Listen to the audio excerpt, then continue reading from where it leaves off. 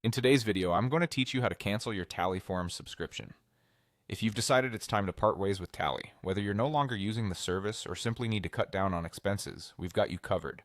We're going to go through the process step by step to ensure that canceling your subscription is as smooth and stress-free as possible. First things first, we need to head over to the Tally website.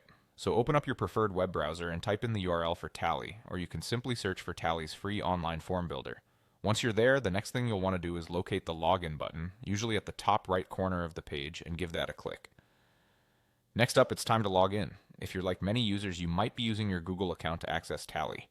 Click on Continue with Google, and you'll be prompted to choose your Google account from the list. Make sure you're selecting the account that's linked to your Tally subscription to avoid any hiccups. Once you've successfully logged in, it's time to navigate to your account settings. You want to look for a settings icon, often represented by a small gear symbol, and click on it. This will take you into the heart of your account settings, where you can manage all sorts of details related to your Tally usage. When you're in the settings menu, the next area of interest is billing. Go ahead and click on that. Within the billing section, you should see an option that says Manage Subscription. This is where the magic happens in terms of changing or canceling your current plan. Now find the option that allows you to cancel your plan. This will show up if you're on a pro or business plan with Tally. Follow any on-screen instructions provided.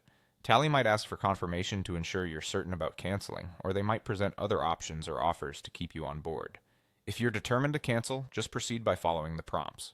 Remember, canceling a subscription usually means you'll retain access until the end of your current billing cycle, after which you won't be charged again.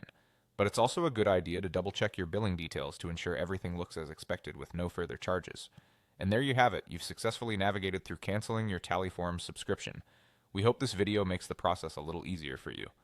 If you found this guide helpful, feel free to like or subscribe for more useful tutorials. Thank you for watching and take care.